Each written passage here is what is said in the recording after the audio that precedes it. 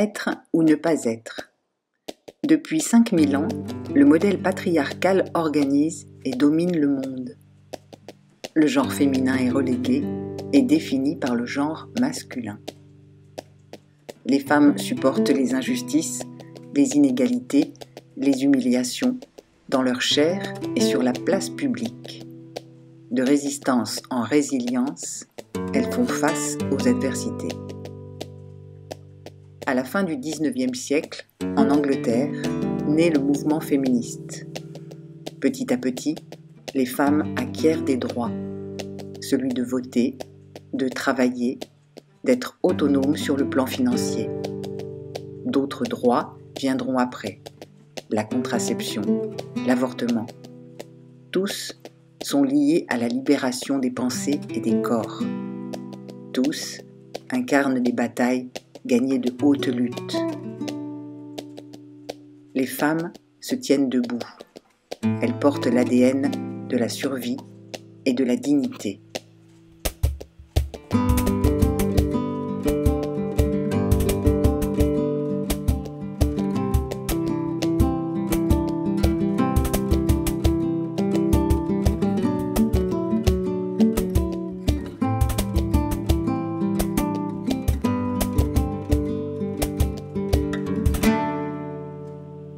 L'ombre des mains nous invite en 2021 à la cité de la Castellane, dans les quartiers nord de Marseille. Ici, au sous-sol du ghetto urbain, les femmes font face à un naufrage économique collectif. La désertion des services publics, la multiplication des familles monoparentales, l'isolement culturel et social ne leur laissent pas d'autre choix que de faire face. De nouvelles pages s'écrivent, la lutte des femmes se poursuit. La femme, c'est le pilier de la société pour moi. Une femme, pour moi, c'est telle qu'elle fait tout. Et cette femme, c'est la maman, c'est la femme, c'est la grand-mère, c'est la mère. C'est-à-dire la femme, elle est tout.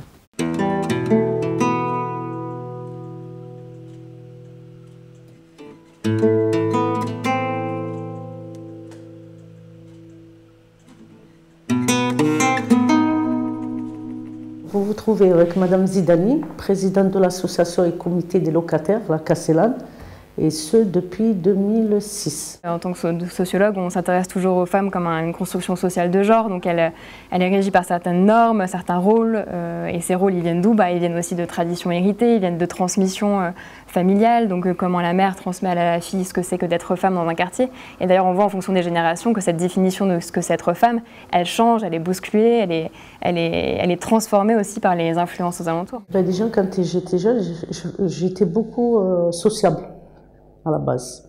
J'avais beaucoup de personnes qui venaient me raconter leurs histoires. Moi, j'étais beaucoup dans ce lien-là.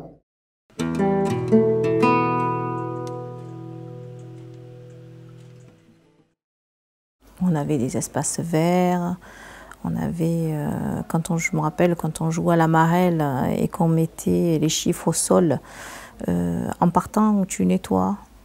Donc il fallait qu'on nettoie en partant avec un chiffon. Ma sœur qui habitait là, donc la maman de Zidane, et je gardais ses enfants sur la place de la Tartane, donc il était tout petit déjà.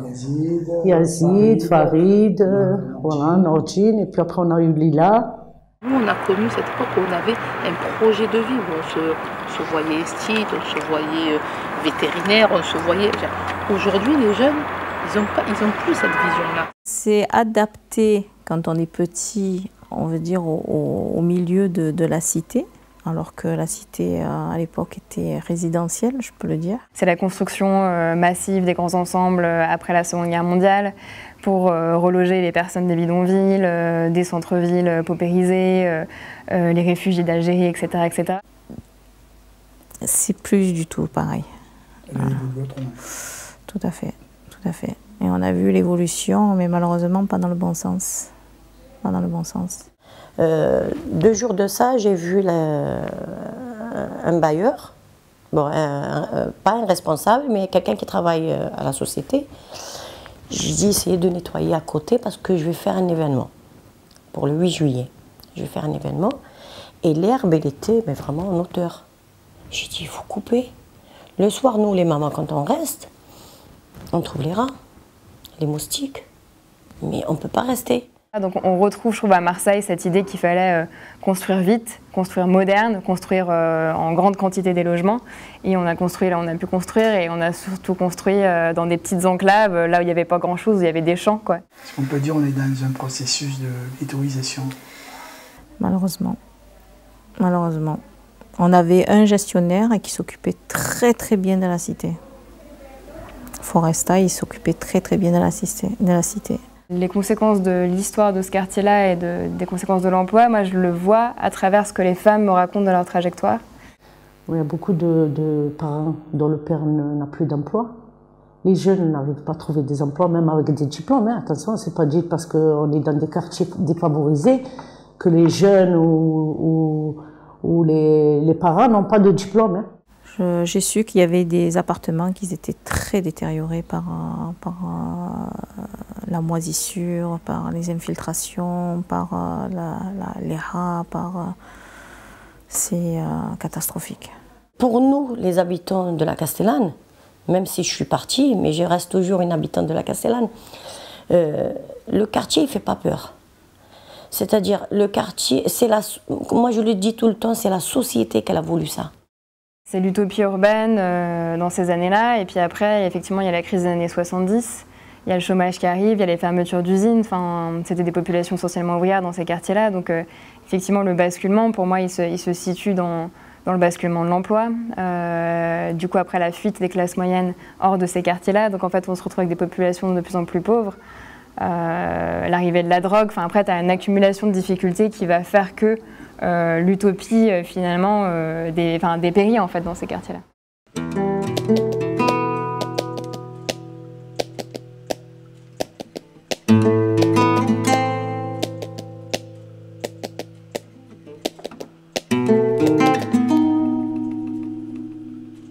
Je te trouve au Merlin avec Naïtali Sabrina. Oui, nombreuse, 14 enfants, 12 filles et 2 garçons. Donc moi, dans le cadre de mes missions, et notamment en tant que référente ACF Famille, donc, je travaille avec les familles, notamment avec les mères de famille, les femmes. Et c'est vrai qu'on touche aussi les jeunes filles. La place des femmes, elle est très importante au niveau de la cité, au niveau de la Castellane. Et moi, je m'en rends compte au quotidien.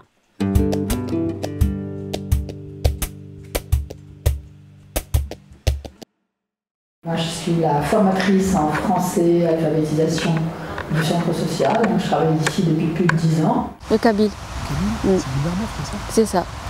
Et cette langue, quand tu l'entends, ça te renvoie à ta mère, à tes parents? Ah oui, nous, c'était une fierté de pouvoir parler. On était toutes petites et on savait déjà parler comme les grandes, quoi. Si on veut se débrouiller dans un pays, la première chose, c'est de parler. Alors après, lire et écrire, je ne dis pas que ce n'est pas important, c'est très important. Mais ce qui est fondamental, c'est de pouvoir parler, de pouvoir comprendre.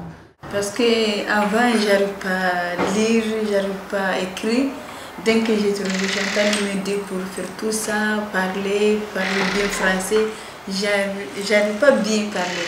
Maintenant, je vois que j'avance pour parler, pour écrire, pour lire tout ça, c'est mieux. Rajouter de la discrimination à la discrimination, celle qui ne maîtrise pas le français. Une fois qu'on a passé ce cap-là, en fait, on peut commencer à avoir une espèce d'autonomie dans un pays. Mais sans ça, il n'y a aucune autonomie. Et c'est nous qui apprenions aux parents, surtout à ma mère, à parler.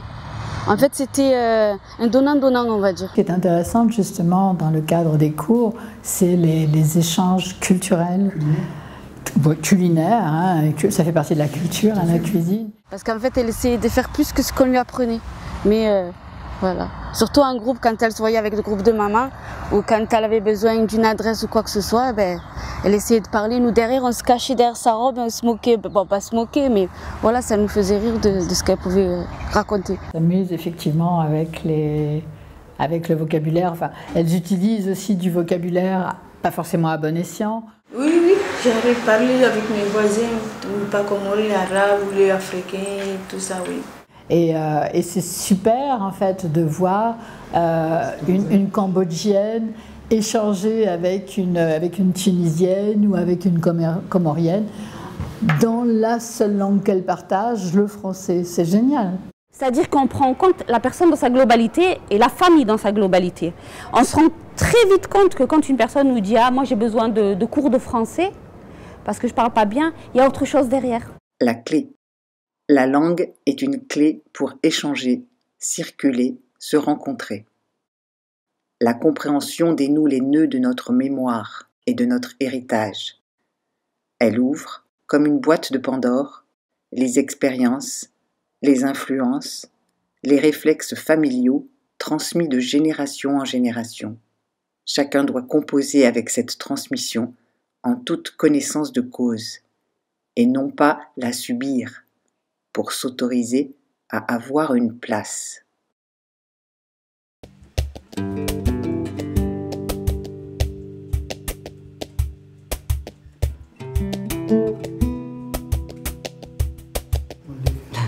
Jeudi 1er juillet, il est 15h30. Je me trouve où et avec qui? Avec Madame Nouria Amina. Là, on est à la Castellane. La femme, elle est aussi connecteur elle fabrique aussi la distance. Elle peut fabriquer du conflit, même parfois. Enfin, elle peut s'opposer, elle peut faire lien, comme elle peut décider de ne pas faire lien.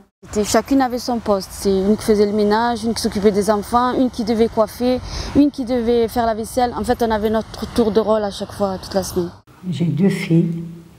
La grande, elle a 10 ans et la petite, elle va faire 6 ans. La petite guerrière de la maison, en fait, je me laissais pas faire et tout. C'était en fait moi qui était toujours avec elle quand elle allait faire les courses, lui tenir le chariot parce que personne voulait tenir le chariot. Alors j'étais toujours dévouée à l'aider. 13 ans, 14 ans.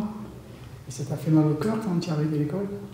Et oui, parce que là-bas, on a géré, il faut que la fille, elle a 13 ans, 14 ans, même 15 ans, elle commence à grandir. Il faut qu'elle reste à la maison. Voilà, elle fait le ménage, elle fait ça, elle ne sort pas. Il fallait toujours trouver la petite astuce pour ne pas se faire bouffer, quoi.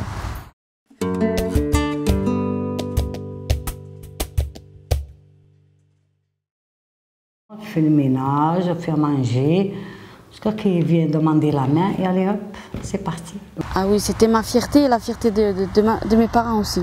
Je voyais ma mère autrement parce que sortie de la clinique, j'ai été directement chez ma mère.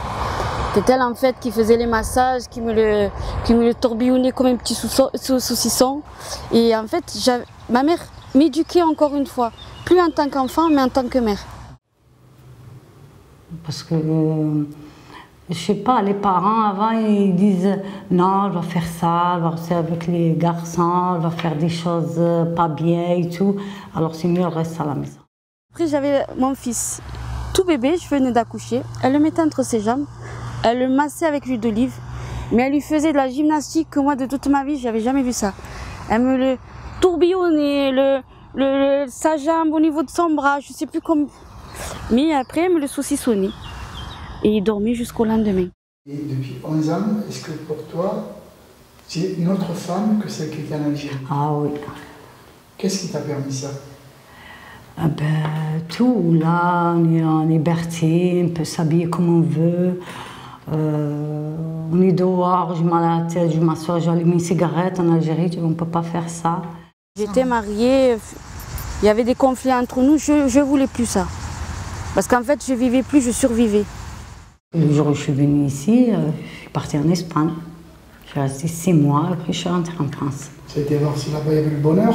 Non, parce que j'ai mes frères et sœurs là-bas. J'étais une autre personne, on va dire.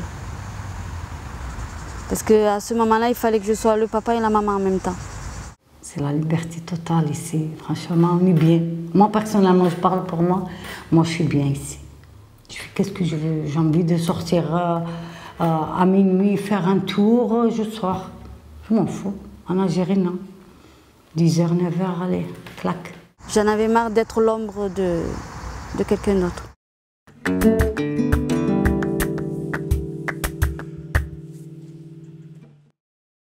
Il y a des cas particuliers où vraiment, beaucoup de cas même, où c'est de la survie. Hein.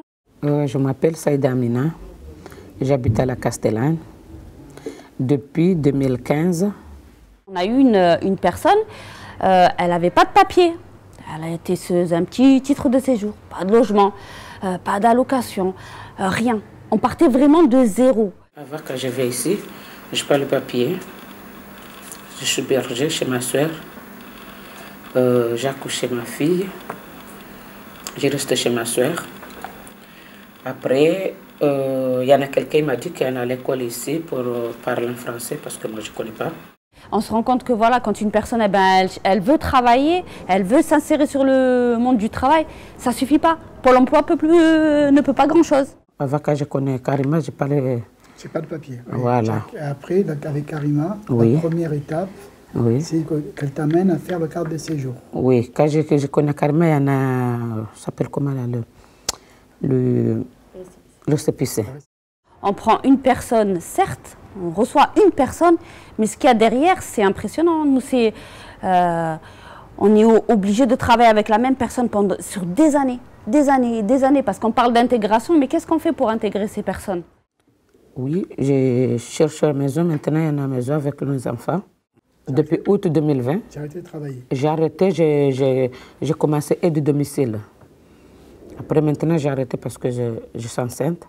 Et quand on commence à voir le bout du tunnel, c'est quand la personne, eh ben tiens, elle a réussi à avoir un emploi.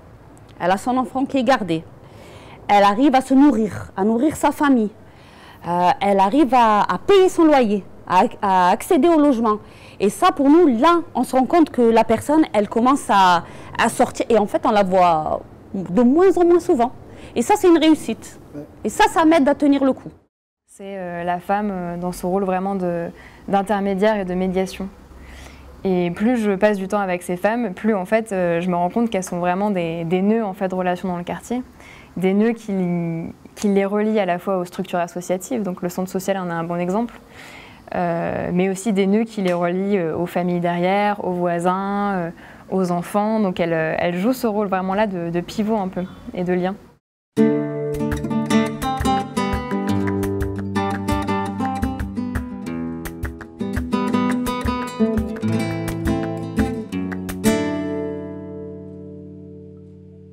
Mes parents se sont toujours investis dans notre éducation. Mes frères et sœurs se sont investis dans l'éducation de leurs enfants. Pour moi, c'est naturel de s'investir dans l'éducation de mes enfants. Oui, c'était naturel pour moi. Ici, moi, j'apprécie bien. Parce que je vois quelque chose que je n'ai pas vu. Je vois qu'ici, c'est bien. Je vois que les enfants, ils sont bien ici, à l'école. Ils ont fait des études, ils ont fait tout. Ça me donne... Comment dire? Ça me donne courage pour rester ici avec mes enfants et grandir, tout ça. Devenir mère, c'est avoir la responsabilité d'autres vies et c'est avoir envie de changer son environnement immédiat aussi. Quand je me suis mariée et que j'ai eu mon premier enfant, dès qu'il a commencé à aller à l'école, j'ai commencé à faire les délégués de parents d'élèves, de la communale jusqu'au lycée. Alors j'ai 3 enfants, j'ai une petite qui va faire 5 ans ce mois-ci, en maternelle, et j'ai 2 grands en primaire qui ont 10 et 8 ans.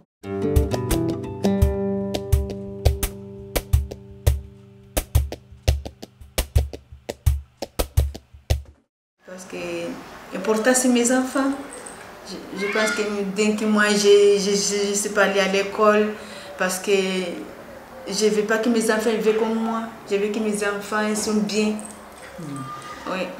Et c'est vrai qu'il y a beaucoup de femmes qui ne veulent pas faire parents délégués parce que déjà il y a le barrage de la culture, de la langue. Elles ne s'expriment pas très bien en français. Donc, et pour les profs, ce n'est pas un problème. Justement, ils voudraient avoir plus de parents qui s'investissent. L'enfant. L'enfant vient au monde. Il est amour et projet d'avenir. Son éducation est primordiale. Elle se construit avec les parents, l'école, l'environnement social, culturel et économique. Les parents font le choix d'avoir un enfant, mais l'enfant ne choisit pas ses parents. Quand j'ai perdu mon mari, j'étais d'abord très jeune. J'avais 3 enfants. J'avais 3 garçons et dans des quartiers comme les nôtres et tout ça, on a toujours peur. Surtout quand c'est des garçons. Hein. Et j'ai toujours voulu les suivre pour voir l'évolution, pour voir la fréquentation, etc. C'est pas facile pour les enfants quand on passe les voies et les gens ils font ça, ils font ça, ils font ça. Et les enfants ils voient, ils regardent, c'est quoi maman, qu'est-ce qu'il y a, pourquoi il fait ça, pourquoi... Moi ça me fait peur.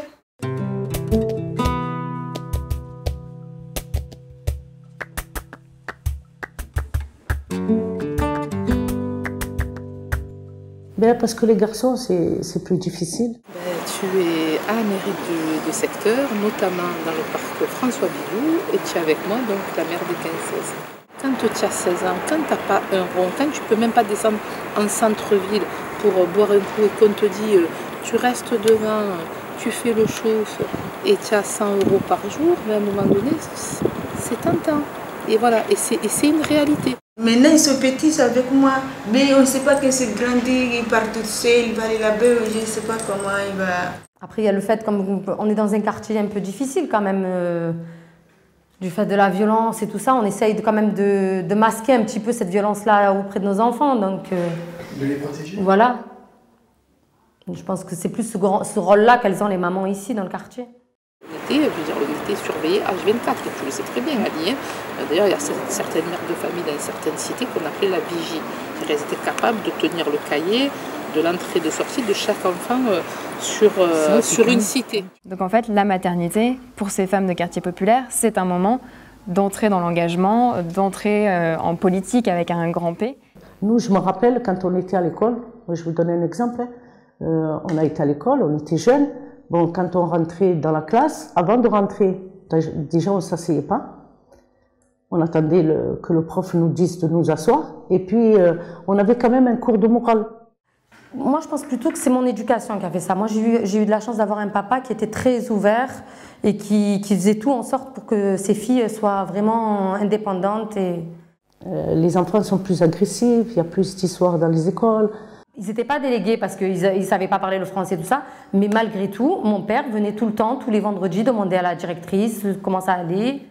Quand j'entends des problèmes d'école, des disputes d'enfants, les parents qui se disputent par rapport aux enfants, alors je suis toujours là à raisonner un petit peu la maman en disant bon, c'est un problème d'enfant, il ne faut pas vous mêler. Moi, je discute beaucoup avec mes enfants. J'essaye d'avoir un petit temps avec eux, avec chacun d'entre eux.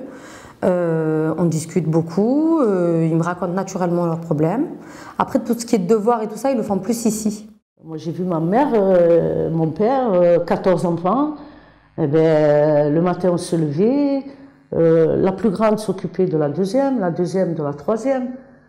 On s'occupait l'une de l'autre. On allait à l'école, mais dès qu'on rentrait, nous, on avait notre mère, c'était au garde à vous. La complexité de ces femmes, c'est qu'on peut tout à fait être mère et être engagée. C'est pas contradictoire, c'est pas deux facettes différentes, c'est tout à fait imbriqué. Si tu as des devoirs, même si elles ne savaient pas ce que c'était que les devoirs, mais on était assises, on avait nos devoirs à faire.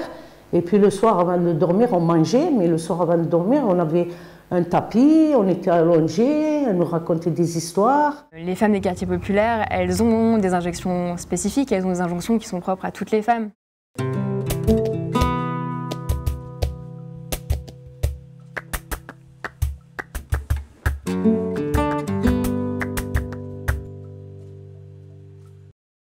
Oui, après moi, j'étais accompagnée par mes parents. Ma mère, elle a été vraiment derrière nous. Elle m'a appris plein de choses étant petite. On ne sait jamais, en cas de souci, si elle décède ou quoi. J'étais débrouillard, réellement. À 18 ans, c'est là où en fait, j'ai commencé déjà à savoir en fait, ce que je voulais faire. Parce qu'à 17 ans, voilà, on est adolescent, on ne pense pas vraiment au futur, on se dit on est chez maman et papa, voilà, on kiffe notre life, on sort avec les copines. C'est qu'elle m'a formée pour plus tard en fait, elle m'a pas laissé comme ça et si je la perds du jour au lendemain, je me retrouve pas déboussolée. J'ai pas les impôts, j'ai pas le loyer, maintenant que je suis mariée, j'ai les impôts, j'ai le loyer. Du coup, je me dis, en fait, mes parents, j'ai eu la chance de, quand j'étais chez eux, de me dire comme on dit chez nous, alhamdoulilah, quand j'étais chez eux, c'est en arabe. Ça veut dire merci mon Dieu.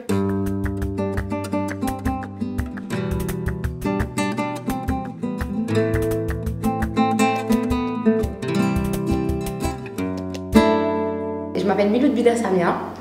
Et je travaille au centre aéré au centre social de la Castellane depuis que j'ai 17 ans. Du coup, j'ai passé mon BAFA avec eux. J'ai été enfant ici.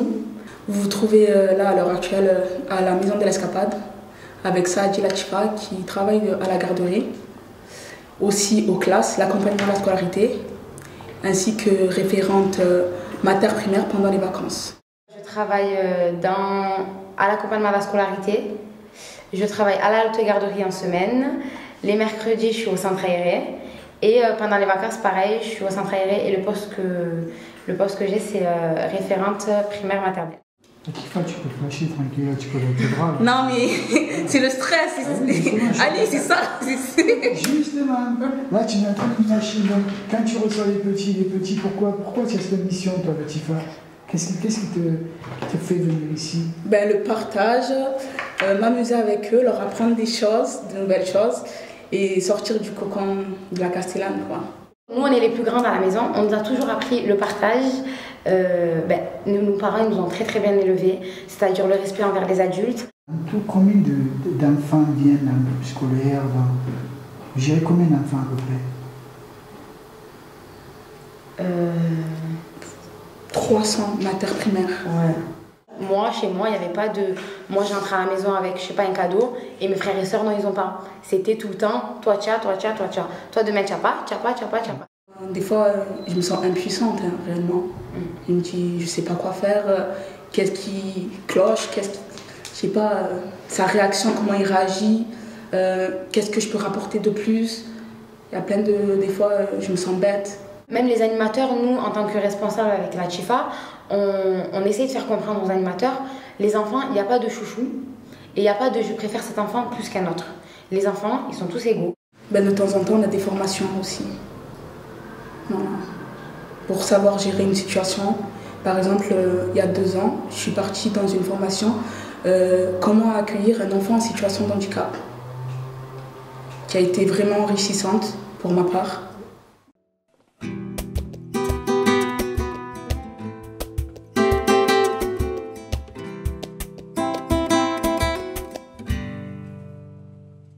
Quand on fait le petit goûter avec les enfants, il y a certains enfants qui n'ont pas leur goûter. Du coup, nous, on leur donne le goûter du centre aéré, mais des fois, c'est un enfant sur 2, mais des fois, c'est toujours le même enfant. Et c'est là, en fait, on commence à se poser des questions, on se dit si ça va. Moi, je sais qu'au début, les maternelles, c'est compliqué quand ils viennent, ils pleurent, ils sont en crise. En fait, on a beaucoup de liens avec les gens de la Castellane. Du coup, surtout que le téléphone arabe, il marche bien avec la surtout, ça c'est super. 5 minutes. Ben, le soir, dès que le parent il arrive, on le met sur le côté, on parle avec lui, on dit par contre, aujourd'hui c'est parti, un petit souci avec votre enfant, et on explique la situation, on dédramatise la situation surtout, et après voilà. Et du coup, en fait, comme on connaît la plupart du quartier, on a grandi ici, on a cette facilité déjà de parler avec les gens et d'essayer d'avoir de plus en plus d'informations.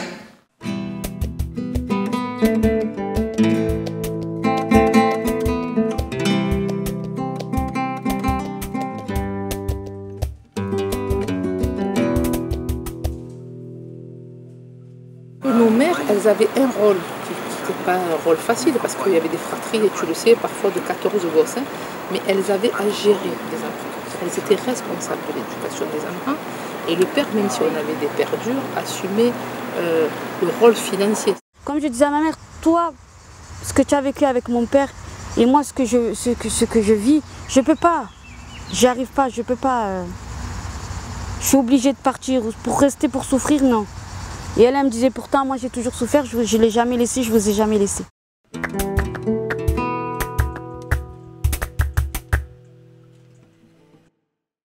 Je m'appelle Jafar Anissa, je suis éducatrice sportive. On se trouve au complexe de la Castellane, le tennis. Moi, j'ai pas de problème à dire que je laisse mes enfants aller au centre et tout ça pour aller sortir à manger au restaurant ou aller au ciné ou quelque chose comme ça. Mais ça me dérange absolument pas, j'ai aucune culpabilité. Donc du coup, il faut leur faire découvrir le sport en elle-même. C'est pas le sport par rapport au physique et tout ça. C'est aussi le bien-être, se sentir bien, par rapport aussi à la santé, s'ils ont des maladies et tout ça. Et aussi s'ils veulent faire leur silhouette aussi. C'est un tout, le sport. J'ai l'éducation de mes enfants, c'était ma priorité. Trouver de quoi les nourrir et pouvoir garder ma maison. C'est plus les femmes qui font à peu près tout. Hein. Parce qu'ici à la Castellane, il y a beaucoup de femmes qui sont divorcées, qui élèvent leurs enfants seules. Donc du coup, ils ont besoin de cette motivation-là. Moi, j'ai fait mes études, j'ai fait des études supérieures. Ensuite, j'ai travaillé. J'ai pas arrêté pour les 2 grands. J'ai vraiment arrêté pour la 3e. Moi, je viens dans un milieu très médiatisé, genre la Castellane. Quand, exemple, je cherche du travail et tout ça, ils me disent d'où tu viens. Ils me disent la Castellane, ils ne me prennent pas. Mais comme je fais du sport et que je sais que Dans le sport, il y a l'éducation, il y a le respect et tout ça. Je leur dis comme quoi, même si je viens de la Castellane, ça veut rien dire. Moi, je suis là, à chaque fois, je leur dis venez, on va faire du sport et tout ça. Je ne vois pas beaucoup de mamans qui font beaucoup de sport, je ne vois pas beaucoup de mamans ici au centre. En fait, il faut aller les chercher parce qu'elles ne savent pas qu'elles ont la possibilité d'avoir accès à tout ça. Comme moi, de base, je suis diabétique, pour moi, le sport, c'est en premier lieu très important pour la santé. Et de plus, ça m'a motivée pour faire mon métier. Mais c'est qu'il a dit, ouais. C'est lui qui m'a aidé en fait, qui m'a sorti on va dire, pas une noyade, mais en fait, je coulais, c'est lui qui a trouvé la solution pour pouvoir me trouver un petit salaire, pour pouvoir remonter un peu. Ils sont obligés de terminer la séance avec moi. Parce qu'ils sont motivés et ils savent que c'est pour eux. Et les courbatures Non, là, ils n'auront plus parce que ça fait un moment qu'ils sont avec moi.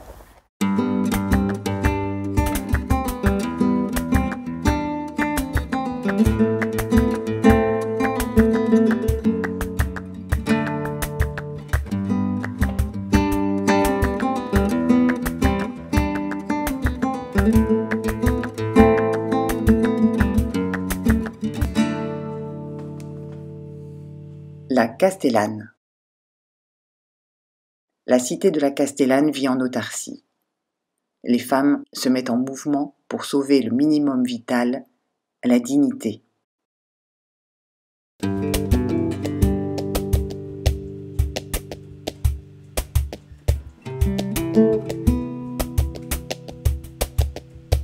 C'est surtout pour les sortir du contexte qu'ils ont, parce que ce sont plutôt des personnes isolées. Parce qu'en général, ce sont des personnes âgées, donc qui ne sortent pas, mis à part à leur faire leurs courses.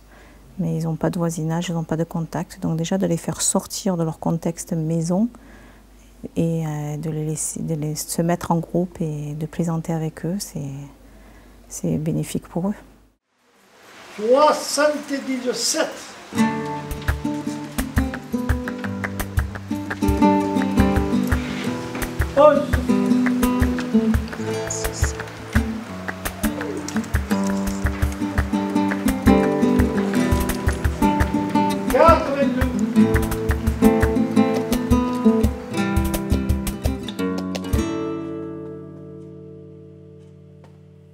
Ils viennent parce qu'ils disent que c'est familial. Le fait que nous sommes avec mon père, à l'époque il y avait encore ma mère, donc mes enfants sont nés, on va dire, avec eux. Donc c'est pour ça qu'ils m'ont dit, ça fait familial, ça fait un peu cocon. Il y a une étincelle en fait. Quand une personne sait exactement la situation que tu es en train de vivre, il y a toujours quelqu'un ou un groupe même qui est toujours là. Même si la personne n'a rien, eh bien, le peu qu'elle a, elle va te le donner. Oui, parce que j'ai toujours dit, et je le dis encore, ma mère elle m'a tout appris, sauf de vivre sans elle. Je ne me suis jamais retrouvée, on va dire, isolée ou seule, dans n'importe quelle situation, que ce soit le bien ou le mal. On est toujours bien entouré. Quand on me voit, on me dit tu ressembles trop à ta mère. Ça c'est physique. Ça c'est physique. Et oui, dans les gestes, on me dit tu ressembles à maman. Mais c'est tout un atout pour moi. Hein. Toutes coutumes confondues, toutes... Ah non, non, nous, au contraire, c'est une famille comorienne qui m'a aidée, mais comme pas possible, quoi. Alors qu'elle aussi avait 7 enfants.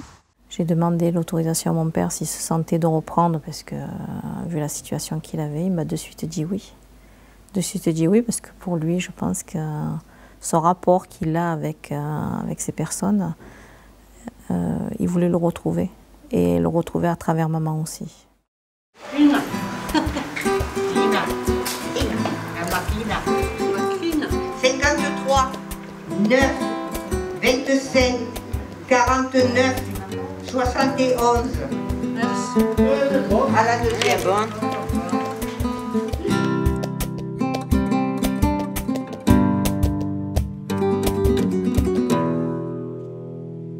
J'ai créé cette association de locataires et de comités de locataires parce qu'on a vu se dégrader le quartier petit à petit. Déjà, par rapport aux bailleurs, on a fait beaucoup de recours au niveau des propretés, au niveau de l'hygiène, des espaces verts que les gens payent et qui n'ont pas.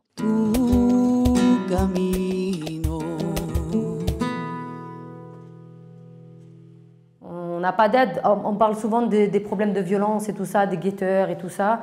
Mais franchement, moi, je parle de mon cas personnel, moi, les guetteurs, ils me font pas chier, quoi. C'est plus, je vois plus les problèmes d'administration, de politique ici dans mon quartier.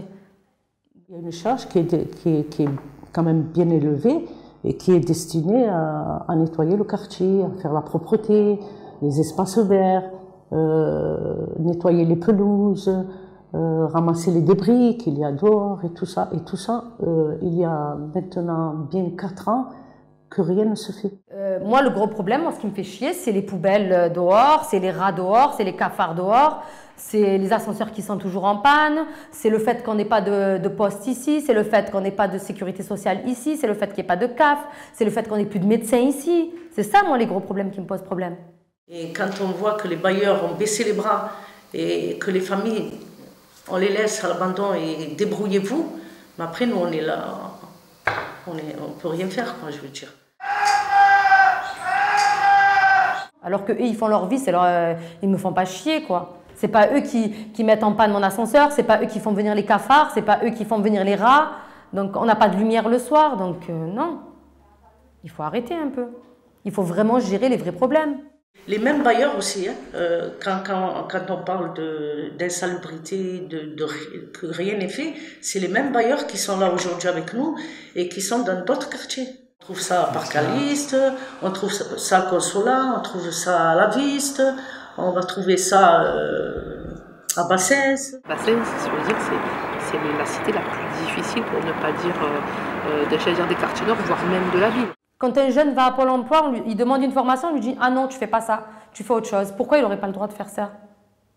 Pourquoi? Pourquoi on ne lui donne pas la possibilité de faire ce qu'il a envie de faire, justement? Je suis présidente de l'association et comité des 4 bailleurs. Donc il y a Erelia, à l'époque il y avait l'OGRM, la Phocéenne et Unicil. D'espoir pour le quartier, pour les mamans, pour les femmes? Ah franchement, la note elle serait de 2, hein, et encore. Hein. Donc il y a 3 bailleurs aujourd'hui. Donc ils rachètent et tu continues dans mais la même histoire. Toujours dans la même histoire. Ouais, donc finalement, pas d'évolution. Finalement c'est que du bénéfice. C'est du bénéfice pour eux, mais pas pour nous. S'il n'y avait pas le centre social qui faisait des projets, des sorties pour les mamans et tout ça, encore. Ce qui est rassurant, c'est que si on parle de 2, on peut monter à 4, 5, 6. Oui, mais encore, j'atteins pas la moyenne. Hein. Mais si on descend, c'est grave. Non, mais c'est pas de leur faute, attendez, c'est ce que je dis, pour moi, c'est les politiques qui nous ont abandonnés, c'est tout. Tu camino, mi camino, su destino. On fait là les activités pour les mamans.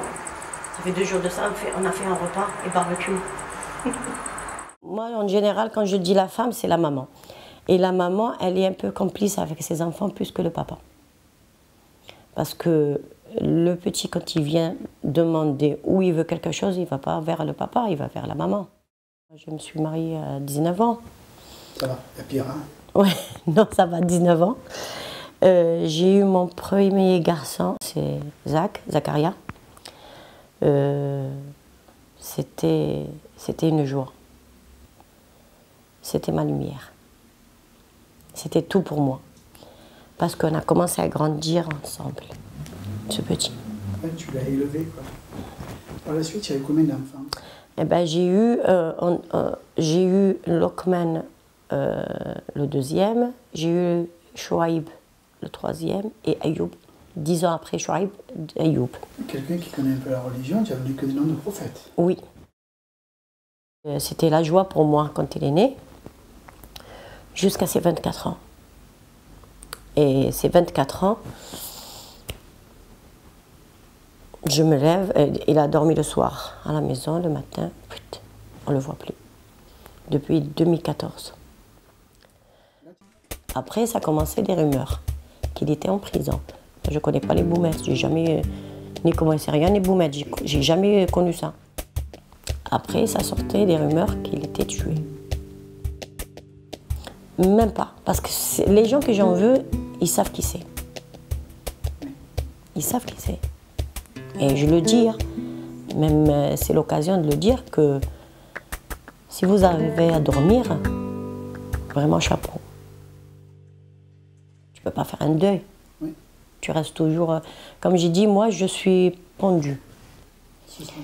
J'arrive pas à mettre les pieds par terre. J'arrive pas... Je peux pas. Qui peut penser que ces femmes-là, elles ont envie que leurs minots rentrent dans le trafic de drogue? Elles font tout pour les tenir à l'écart, du trafic de drogue. Pour autant, il y a des moments où elles sont dépassées. Et puis il y a tellement de pognon, il faut se dire les choses quand même.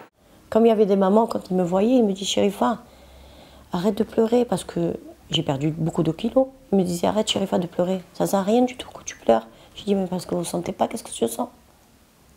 C'est dur pour moi. Ces mères-là, elles n'abandonnent pas leurs enfants, elles sont toujours là pour les accompagner, elles font de leur mieux. Voilà. Moi aujourd'hui, le constat que je fais, c'est que c'est la République qui a abandonné ses enfants et pas leur mère. Non, je ne les abandonnerai pas. Après, il y avait une femme, je ne l'oublierai jamais, c'est une Kabyle, elle m'a dit, Chérifa, si toute la Castellane pleure avec toi, est-ce que tu peux le récupérer? J'ai dit non. Elle m'a dit, mais maintenant, ma fille, tu en as 3. Soulève-toi. Et cette femme, je ne l'oublierai jamais. Je me suis levée, j'ai dit, ah, il faut que je fasse quelque chose.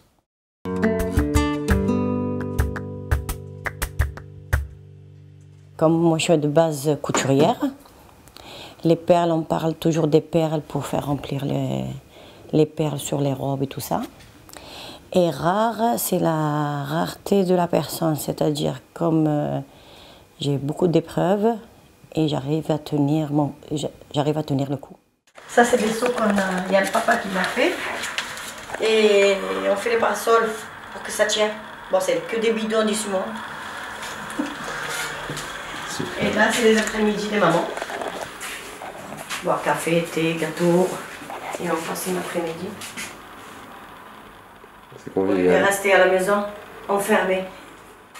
On apprend aux mamans de faire la couture. On fait des maraudes. En cuisine, j'ai un groupe de bénévoles, de 10 bénévoles avec moi. On fait les repas. On fait des après-midi maman. Quand on passe les après-midi, café, tout ça. On fait de la marche aussi. L'engagement. Les compétences des femmes, leur expérience née du combat, sont des armes qui se transmettent aux jeunes générations, puisant avec l'énergie du désespoir dans l'intelligence individuelle et collective, les femmes construisent la régénération de tous. Parce que moi, à l'extérieur, quand tu dis la Castellane, tu dis bah, la Castellane. Pour eux, la Castellane, on dirait on vit dans un, je sais pas, moi je dis, on dirait de dire Chicago. C'est compliqué parce que la solidarité, c'est à la fois très concret, c'est à la fois une pratique, et pour moi, c'est à la fois aussi un peu une légende. Donc la Castellane, elle s'est construite sur une légende d'un quartier très très solidaire, et d'ailleurs ça se sent, il y a une certaine nostalgie d'une époque où on me dit, à l'époque, c'était vraiment la solidarité. La baraka, c'est, comment dire, comme on prend un verre d'eau et on le remplit.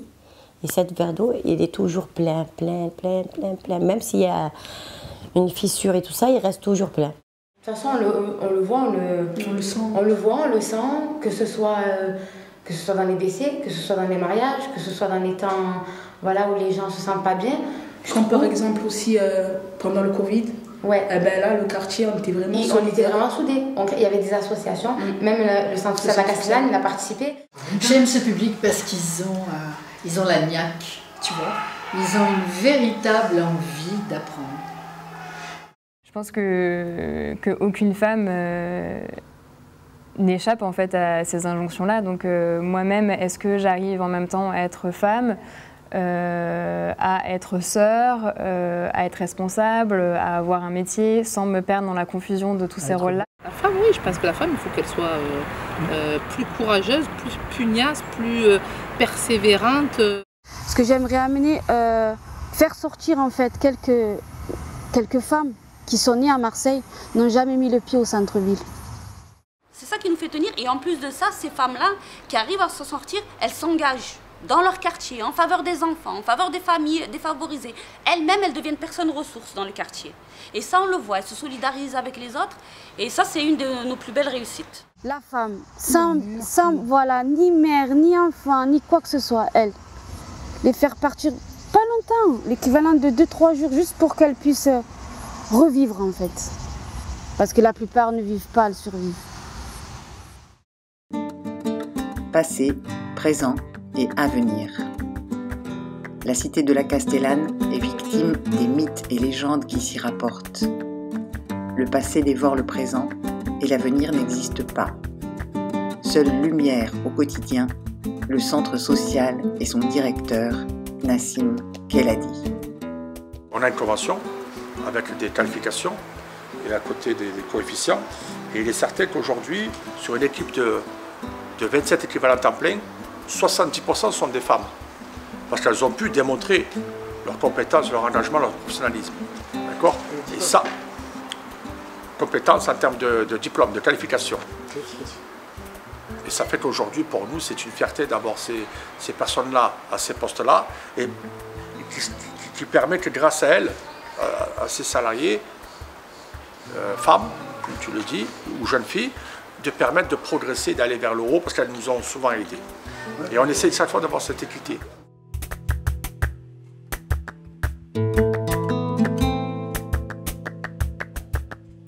Et lorsqu'on voit le niveau scolaire ou universitaire des jeunes filles, je voyais Karima la semaine dernière recevoir une famille, là, un couple, qu'elle accompagne depuis 3 ans. Et il y avait une jeune fille aux côtés de son père qui a 23 ans, qui a un niveau elle fait des études de médecine, bac plus 5 plus 6. Et c'est elle, plus un autre, il y en a de plus en plus.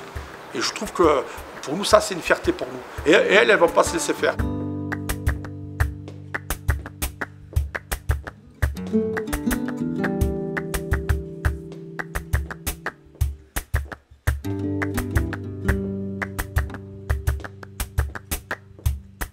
Ces femmes âgées depuis 5 ans, 10 ans, 15 ans, 20 ans, elles continueront à le faire, d'accord? Mais moi, je veux aussi qu'on rende hommage à tous ces jeunes filles et garçons qui ont fait des études, et on va s'appuyer sur eux pour continuer à tirer ces territoires, ces gens-là, vers le haut. ¿Qué camino vas a trazar? ¿Qué futuro te espera? Ay, mi niño, no mires atrás. Tus sueños de tu mano van, mi hijo, mi luz, mi huella. Yo siempre estaré a tu vera. Y aquí empieza mi guerra, la de una madre, una mujer que desea verte crecer. Aunque el caprichoso destino quiera marcar tu camino, abre las alas y vuela tu camino, mi camino, su destino, tu camino, mi camino, su destino. Se hace el destino al andar.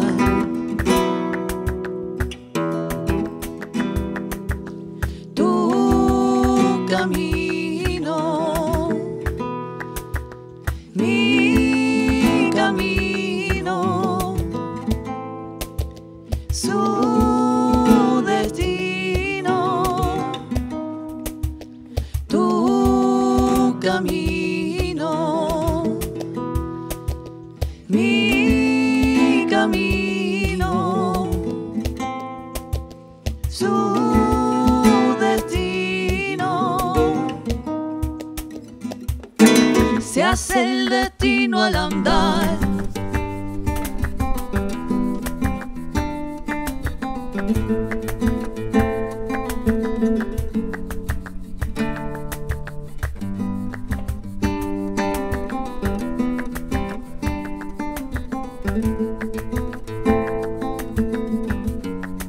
¿Qué camino vas a trazar?